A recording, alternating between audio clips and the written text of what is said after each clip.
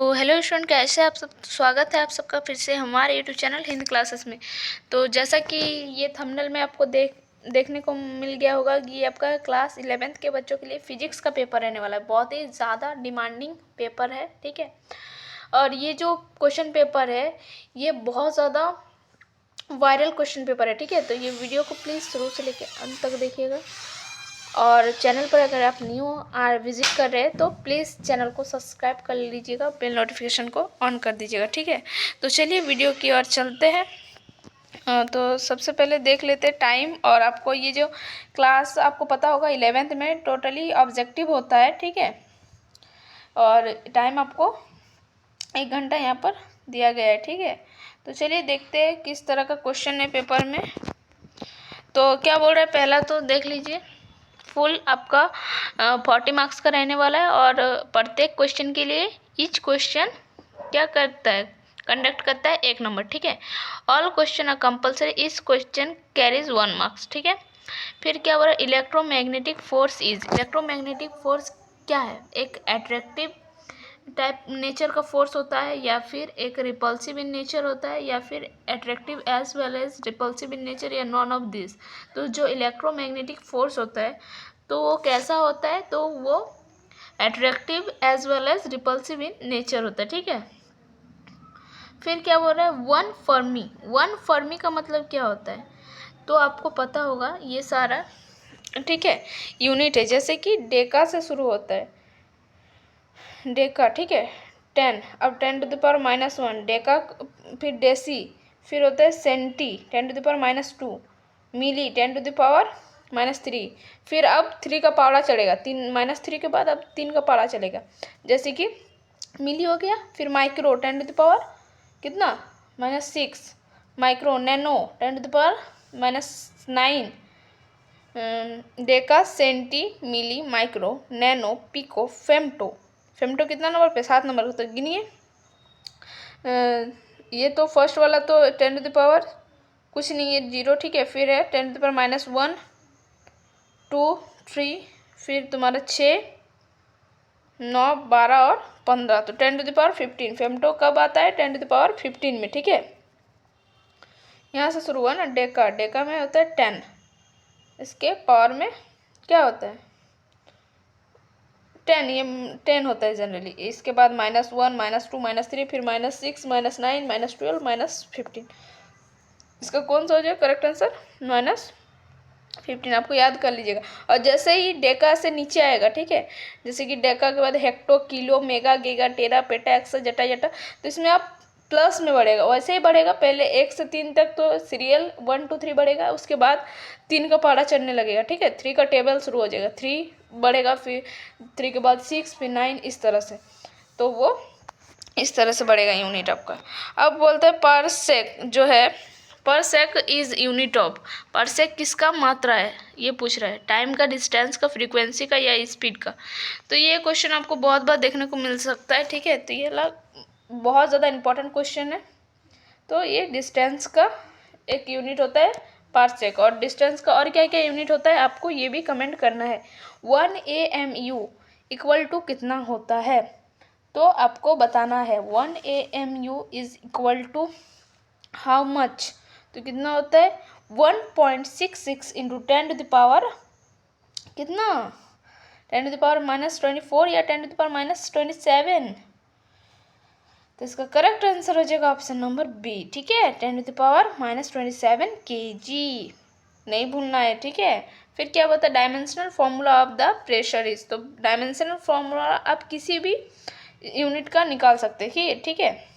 कोई भी रहे, आपका हो सकता है वेलोसिटी का बोल दे, अभी यहाँ प्रेशर का दिया हुआ है, आपको वेलोसिटी का हो सकता है, फोर्स का निकालने बोल सकता है, तो आप आराम से निकाल सकते हैं। तो पहले आपको फॉर्मूला जानना होगा। तो प्रेशर का फॉर्मूला क्या होता है आपको पहले ये जानना होगा, ठीक है।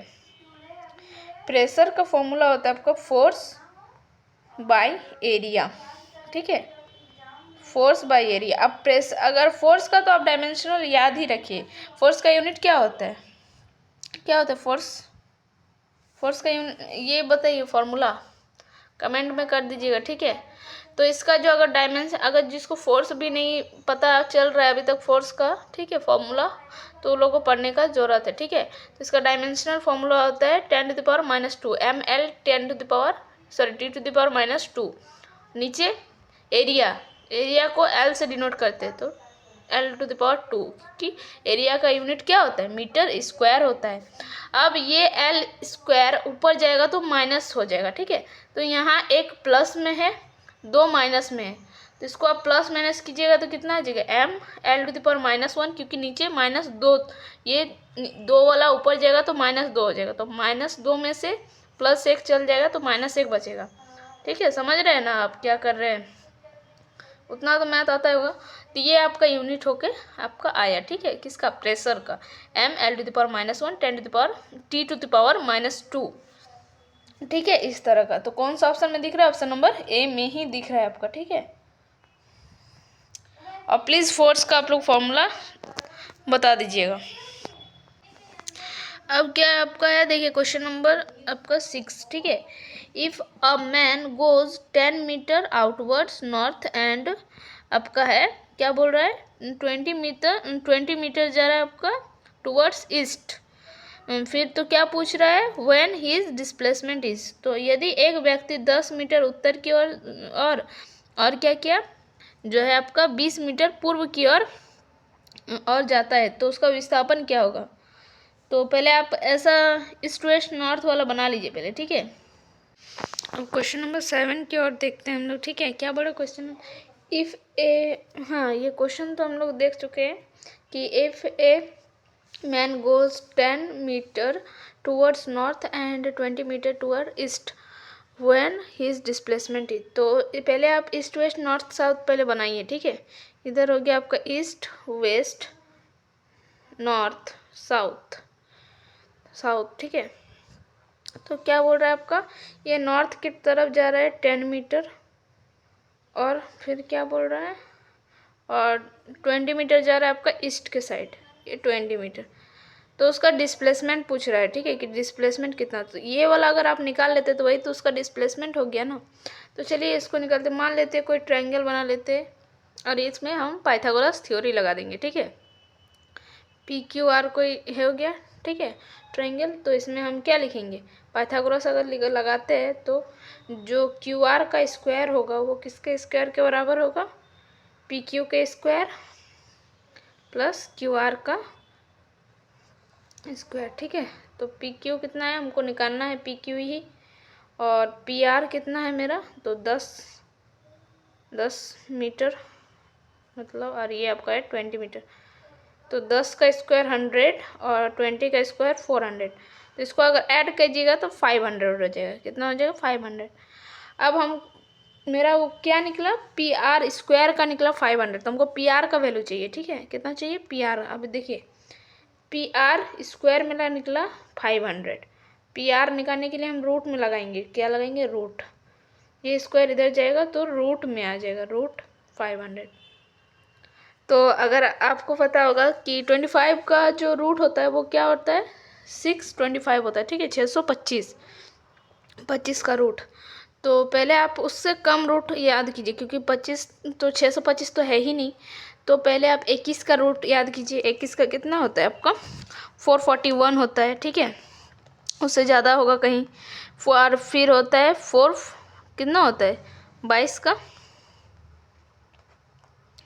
तो 22 का आपका होता है 448, मतलब 484 होता है, ठीक है। इस तरह से आप अगर निकालते हैं तो आपका 23 का रूट क्या हो जाएगा, 500 से ज़्यादा हो जाएगा, ठीक है, जो कि नहीं चाहिए, हमको 500 से कम लाना है, तभी ना 500 का रूट। तो अप्रोक्सीमेटली कितना हो जाएगा, 22.7 हो जाएगा, किसका, 500 का रूट। 500 का वैल्यू होता है 22.5, और हमको डिस्प्लेसमेंट पूछ रहा है तो इसको हम मीटर में लिखेंगे, ठीक है, यूनिट मीटर होगा। तो इसका कितना आ जाएगा, 22.5। कौन सा ऑप्शन, ऑप्शन नंबर ए जो है करेक्ट आंसर हो जाएगा। फिर क्या बोल रहा है, सर्किट, ठीक है, move on the circular track of radius इतना, complete half of revolution in 40 seconds, ठीक है, टाइम दे दिया है, इट्स एवरेज वेलोसिटी।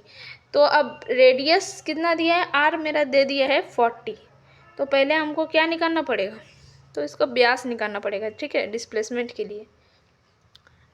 के लिए हमको क्या निकालना पड़ेगा, तो डिस्प्लेसमेंट।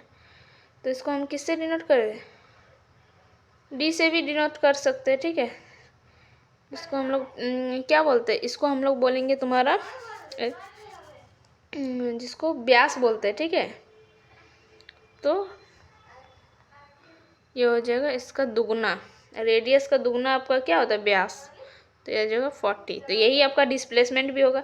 अब एवरेज एवरेज वेलोसिटी का फॉर्मूला क्या होता है, जो डेल्टा डी, ठीक है, delta D upon delta T, और ये जो है टाइम कितना दिया है 40 सेकेंड, तो 80/40। तो इसको अगर आप काटते हैं तो 2 बार में कट जाता है, 2 मीटर पर सेकेंड। और क्योंकि वेलोसिटी का यूनिट क्या होता है, मीटर पर सेकेंड, तो ऑप्शन नंबर बी, सॉरी यहाँ पर पाई लगा हुआ है तो नहीं होगा, ऑप्शन नंबर सी हो जाएगा, 2 मीटर पर सेकेंड। समझ में आ गया होगा। नेक्स्ट क्वेश्चन की ओर बढ़ते हैं हम लोग।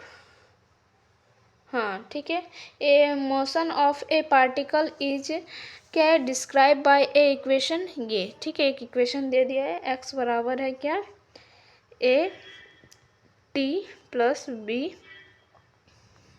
टी स्क्वायर, जहाँ पर ए और बी का वैल्यू दिया हुआ है और इंस्टेंट वेलोसिटी एट टाइम इतना के लिए, ठीक है, पूछ रहा है आपको। तो इंस्टेंट वेलोसिटी का फॉर्मूला होता है, चलिए लिखते हैं इंस्टेंट वेलोसिटी का फॉर्मूला, इंस्टेंट वेलोसिटी, ठीक है। तो इसका फॉर्मूला होता है D Q upon D T. A Q की जगह में हम क्या रखेंगे, तो ये वाला इक्वेशन रखेंगे। अब इसको डिफ्रेंशिएट करना है, ठीक है, a t plus b t square by d t. इसको अगर करने जाते हैं तो पहले जो आपका, जहाँ पर ए का वैल्यू कितना दिया है आपका 15 और बी का वैल्यू आपका दिया है 3, ठीक है। तो इसको अगर आप सॉल्व करने जाते हैं, ठीक है, तो ये अगर आप इसको सॉल्व करते हैं तो कितना आता है इसका आंसर, चलिए देखते हैं। सॉरी, इसका इक्वेशन लिखते हैं इंस्टेंट।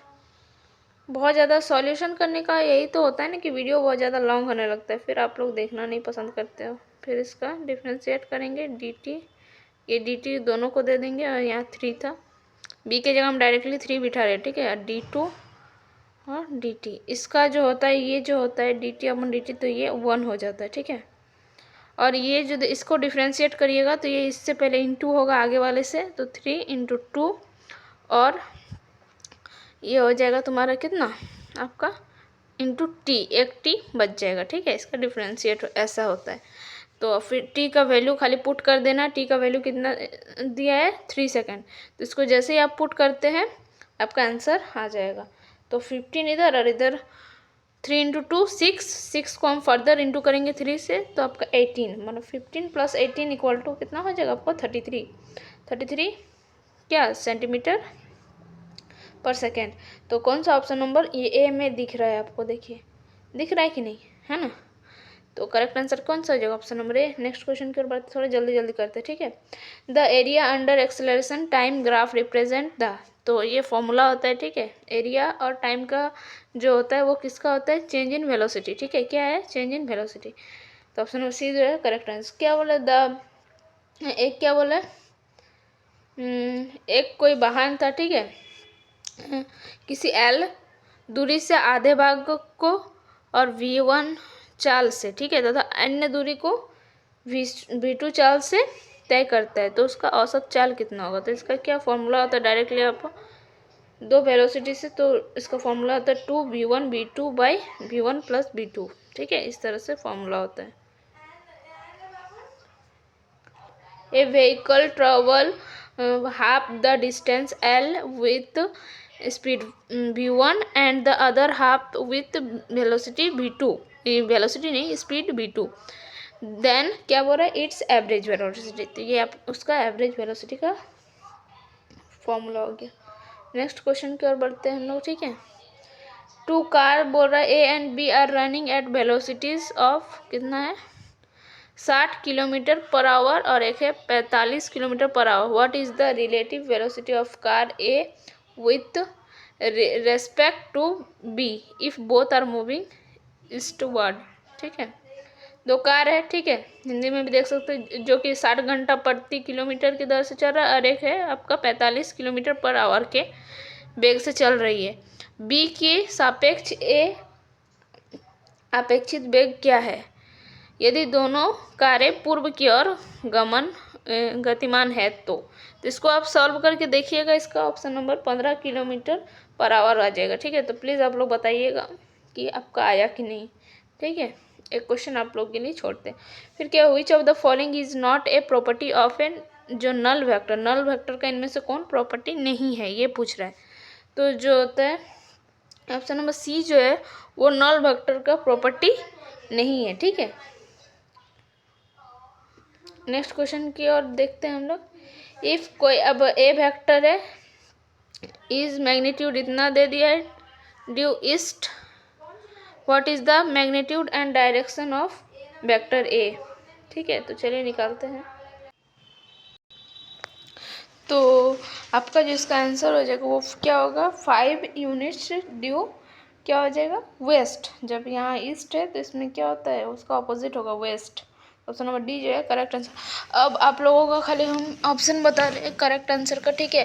प्लीज़, क्योंकि ये वीडियो बहुत ज़्यादा लॉन्ग हो जा रहा है और मेरा अभी 40 क्वेश्चन है, तो हमको क्वेश्चन के हिसाब से वीडियो को खींचना है। अब क्या the relation between the time of light of projectile TF and the time to reach a maximum height TM is, तो इसका क्या हो जाएगा, relation between TF and TM का रिलेशन क्या होता है ये बोल रहा है। इसका हो जाएगा ऑप्शन नंबर ए, ठीक है। ऑप्शन नंबर ए जो है आपका करेक्ट आंसर हो जाएगा, TF इक्वल टू 2TM। फिर क्या बोल रहा है, एन इंसेक्ट क्या होता है, trapped in a circular groom of radius 12 centimetre moves along a groom क्या है steadily and complete 5 revolution in 100 second. The linear speed of the insect is, क्या बोल रहा है, 12 सेंटीमीटर त्रिज्या वाले किसी वृत्ताकार पथ में घूम रहा एक कीड़ा समान रूप से गति करता है तथा 100 सेंटीमीटर में 7 चक्कर पूरे कर लेता है। कीड़े का रेखीय गति होगा, क्या होगा। तो इसका भी आंसर बता दे रहे, आप लोग निकाल लीजिएगा। 5.3 centimetre per second. A stone of mass 1 kg is lie on the floor of the train, क्या हो रहा है, which is accelerating with 1 metre second square, the net force acting on the stone is. तो इसका क्या हो जाएगा, इसका कौन सा हो जाएगा, ऑप्शन नंबर बी जो है जाएगा 1 न्यूटन, करेक्ट हो जाएगा। क्या है, नेक्स्ट क्वेश्चन देखते हैं। साइकिल सवार मुड़ते हुए झुक जाता है, क्यों। जो साइकिलिस्ट होता है वो बैंड हो जाता है वेल टेकिंग टर्न टू, तो रिड्यूस फ्रिक्शन या फिर जनरेटेड रिक्वायर्ड सेंट्रीपिटल फोर्स या फिर रिक्वायर्ड अपेरेंट वेट या फिर रिड्यूस स्पीड। इसका कौन सा हो जाएगा correct answer, option number B जो है करेक्ट आंसर हो जाएगा, जनरेट रिक्वायर्ड सेंट्रीपिटल फोर्स, ठीक है। आवश्यक अभिकेंद्रीय बल को उत्पन्न करने के लिए a body is lying on the table, what is the angle between the action of book on the table and the क्या है reaction of the table on the book. तो क्या हो 0 डिग्री 45 डिग्री 90 डिग्री या 180 degree. इसका कौन सा हो जाएगा correct answer, option number D 180 degree. क्या होता है, product of force and displacement is called, force और इसका जो डिस्प्लेसमेंट होगा उसको क्या बोलते हैं, वर्क कहते हैं, ठीक है। क्या होता है, a boys lift a mass of 1 kg to a height of 1 metre in second 20 second, the power of the boy is, taking, जहाँ पर हमको ये जो लेना है, इस कैपिटल जी का वैल्यू दिया है आपका कितना, एक्सेलरेशन ड्यू टू ग्रेविटी जो दिया है वो का आपका 10 मीटर पर सेकेंड स्क्वायर। तो ये कितना हो जाएगा उसका, आपका ये पूछ रहा है पावर जो हो जाएगा बॉय का कितना हो जाएगा, तो इसका 20 का हो जाएगा ऑप्शन नंबर डी। ठीक है, और इतना सारा 40 क्वेश्चन को एक्सप्लेन करने में लगभग आपका 40 से 50 मिनट लग जाएगा, जो कि बहुत बड़ा टाइम होता है। उससे अच्छा आप लोग ऑब्जेक्टिव को जल्दी जल्दी देख लीजिए, क्योंकि आप लोग के पास अब जल्दी ज़्यादा टाइम नहीं है। क्या बोल रहे हैं, ए बॉल ऑफ मास m जो कि collides with a well with speed v and rebounds on the same line with the same speed if the mass of the well is taken is infinite। क्या बोल रहे हैं, when the work done by the ball will be on a ball is, तो उसका क्या हो जाएगा, तो इसका कौन सा आंसर हो जाएगा, m द्रव्यमान के एक केंद्र v चाल से किसी दीवार से टकराती है तथा समान चाल से समान रेखा में वापस लौटती है। यदि दीवार के द्रव्यमान को अनंत माना गया है तो दीवार पर केंद्र के द्वारा किया गया कार्य क्या होगा, तो क्या हो जाएगा, 0 हो जाएगा। ठीक है, क्या बोल रहा है, for which of the following does the centre of mass lie outside the body, निम्न में से किसके लिए द्रव्यमान केंद्र पिंड से बाहर स्थित होता है, तो इसको क्या हो जाएगा, ऑप्शन नंबर डी। ठीक है, चूड़ी में, बैंगल्स। नेक्स्ट क्वेश्चन की ओर बढ़ते हैं। क्या बोल रहे, a point mass m is place inside a spherical shell of radius r and mass is capital M at a distance r/2 from the center of the cell. The gravitational force extended by the cell on the point mass is, इसका directly formula होता है, क्या होता है इसका formula, तो इसका 23 का कौन सा हो जाएगा ऑप्शन नंबर, इसको भी कमेंट में आपको बताना है। ठीक है, तो उसका कहाँ पर बोल रहे हैं, बिंदु द्रव्यमान पर कवच द्वारा लगाया गया गुरुत्वाकर्षण बल कितना होता है, तो 0 हो जाएगा। ठीक है, क्या इसके वेलोसिटी ऑफ 10 ग्राम है, body from the earth is 11.2 kilometre per second ignoring air resistance, the escape velocity of 10 kg of the iron ball from the earth will be, 10 ग्राम पिंड द्वारा पृथ्वी से पलायन वेग जो है 11.2 किलोमीटर पर सेकेंड है। वस्तु के प्रतिरोध को अनदेखा करते हुए 10 केजी जो लोहे के गेंद की पृथ्वी पर पलायन वेग होगा कितना होगा, ये पूछ रहा है। ठीक है, तो इसका कौन सा हो जाएगा 24 का option number C 11.2 kilometre per second. Stress is a dash quantity, ये किस तरह का क्वांटिटी है, वेक्टर है या स्केलर क्वांटिटी है, ये पूछ रहा है आपसे। ठीक है, या फिर एक प्रदिश है, तो ये क्या है, एक प्रदिश है। ठीक है, टेंसर है ये, ऑप्शन नंबर सी जो है करेक्ट आंसर। फिर नेक्स्ट क्वेश्चन की ओर बढ़ते हैं। According to Hooke's law of elasticity the stress is increase the ratio of stress to strain, क्या हो जाएगा, डिक्रीज इंक्रीज बिकम्स 0 या रिमेन कांस्टेंट, तो इसका कौन सा हो जाएगा करेक्ट आंसर, तो रिमेन कांस्टेंट। ठीक है, which of the following is associate the liquid only and not for gases, निम्न में से कौन सा केवल द्रव से संबंधित है तथा गैस से नहीं, सरफेस टेंशन, प्रेशर, वॉल्यूम या डेंसिटी, तो इसका कौन सा हो जाएगा, कौन जो है खाली किससे, द्रव से संबंधित है, गैस से नहीं। तो गैस में क्या नहीं होता है, गैस का क्या नहीं होता है, आयतन होता है, तो नहीं होता है गैस का आयतन, सॉरी क्या बोल रहा है, सरफेस टेंशन जो होता है खाली लिक्विड से संबंधित है। ठीक है, और ये जो है आपका गैस जो है उस गैस में प्रेशर तो होता ही है, ठीक है। क्या होता है एप्लीकेशन ऑफ, जो आपका क्या है, जो बर्नौली का जो ये है, ठीक है, application of Bernoulli theorem can be seen in, कहाँ पर देखा जाता है इसको,